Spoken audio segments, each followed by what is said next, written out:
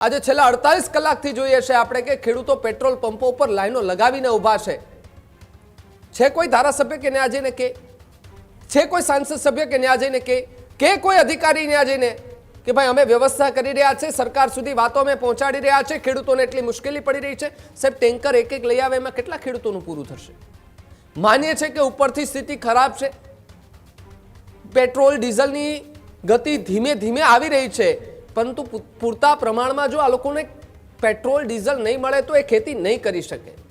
પછી આવનારો સમય એવો પણ ન આવે કે ખેડૂત ખેતી કરવાનું જ બંધ કરી દે, એટલે એમને ઝંઝટ જ નહીં કે લાઈનમાં ઊભા રહેવાનું, અહીંયા લાઈનમાં ઊભો, માર્કેટ યાર્ડમાં લાઈનમાં ઊભો, ખાતર લેવા માટે લાઈનમાં ઊભો. ખેડૂત ખેતી કરી દેવાનું બંધ, ખેડૂત જે છે તે ખેતી બંધ કરી દેશે કરવાનું, તો આપણે શું કરીશું? દાન ક્યાંથી લાવીશું? એ પણ એક તમારે વિચારવાનો સવાલ છે.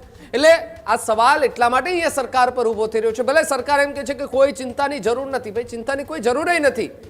જે કેટલીક અફવાઓ ઉડે છે એના કારણે પેટ્રોલ પંપો પર લાઈનો લાગે છે, પરંતુ પેટ્રોલ પંપના સંચાલકો એમના પણ કેટલાક વિડીયો વાયરલ થાય કે દાદાગીરી કરતા હોય, ખેડૂતો સાથેની બબાલોના દ્રશ્યો સામે આવતા હોય.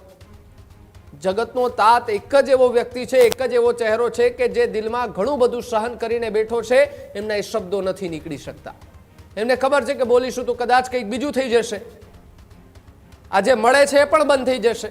આ જ પ્રકારની તમામ અપડેટ જોવા માટે ન્યૂઝરૂમ ગુજરાતને લાઇક, શેર અને સબસ્ક્રાઇબ કરવાનું ભૂલતા નહીં.